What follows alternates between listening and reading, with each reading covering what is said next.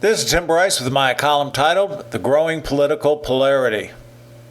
Aside from dirty tricks and name-calling, implementing a boycott program has become the tactic of choice for voicing displeasure with a political opponent. Boycotts are certainly not new, but their use in politics has accelerated in leaps and bounds over the last 10 years. Back in 2010, I discussed the left's attempt to muzzle Glenn Beck's program on Fox News, whereby they called for a boycott of the sponsors of his show. We may not know how effectively this worked, but we all know Beck is long gone from Fox. This was all kicked up a notch when Donald Trump announced his candidacy for president and called for a cleanup of our immigration problems. Shortly thereafter, the liberal boycott machine went into overdrive and called on companies to sever ties with the billionaire, such as Macy's, who dropped his line of ties and apparel. In turn, this backfired on Macy's when thousands of Trump supporters registered complaints with the store and destroyed their Macy's cards. 3 of the Cooking Channel celebrities have also taken Trump to task on his positions, such as Jose Andres, Jeffrey Zacharian, and Anthony Bourdain. Again, Trump supporters are pushing back and boycotting not only their shows, but the network itself.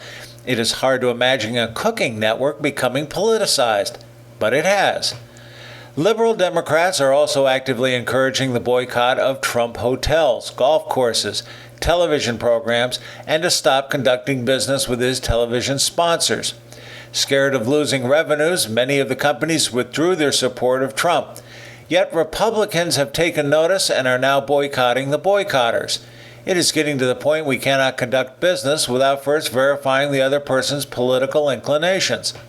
The press actively contributes to the polarity of the country as well. Shortly after Trump's announcement, the Huffington Post refused to place any news about the billionaire in their political section, instead posting it under entertainment.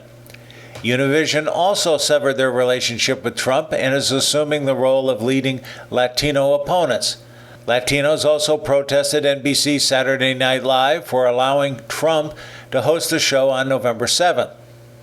It appears the more belligerent the liberals become, the more conservatives are willing to stand up and push back. This extends to the press, who has not been kind to GOP candidates. For example, the ratings of Megyn Kelly's show on Fox News took a beating after her run-in with Trump in the first GOP debate.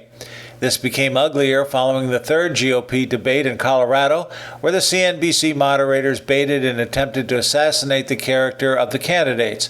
However, instead of taking it, as they commonly do, the candidates collectively fought back, much to the moderator's surprise.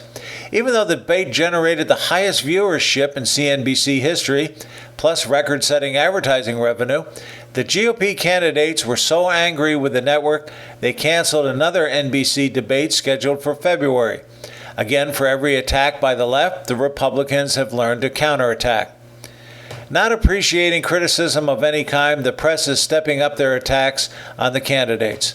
Understanding the rift, the integrity of the press is now questioned by the public. If it is discovered the press is distorting the facts or misrepresenting the candidates, they will lose whatever trust the people had in them. Between boycotts, inflammatory accusations, and confrontations among protesters on the streets, the polarity of the people are at a flashpoint where I suspect fisticuffs and perhaps a lot worse may be in the offing. For example, consider last year's confrontation in Nevada between rancher Clive Bundy and the Bureau of Land Management. Other examples include the anger of American veterans over the government shutdown 2 years ago or the Occupy Wall Street movement. We also are witnessing the rise of Black Lives Matter, a group recommending violence to what is perceived as police brutality. We also see a resurgence of the Black Panthers and the Nation of Islam. The fact is, the polarity of the American people is reaching new heights. If we are not careful, we will explode into violence and bedlam. Maybe this is what the anarchists want, who desperately yearn for a revolution to change America. It is difficult to hold a conversation about politics today without it turning heated.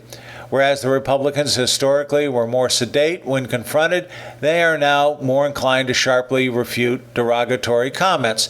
This may very well be caused by conservatives such as Rush Limbaugh, Mark Levine, Sean Hannity, and others who are teaching their audiences to oppose liberals as opposed to allowing them to have their way. The same is true in Congress, which explains our culture of gridlock.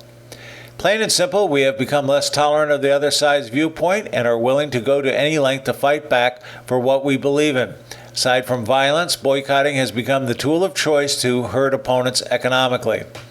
If you think the disparity between the Republican Congress and Democratic President Obama is bad, wait until the next president is elected. Regardless of who it is, the other side will simply not roll over and accept it. This speaks volumes in terms of our deteriorating culture. Friends, keep the faith. This is Tim Bryce in Palm Harbor, Florida. Follow me on the internet at timbryce.com.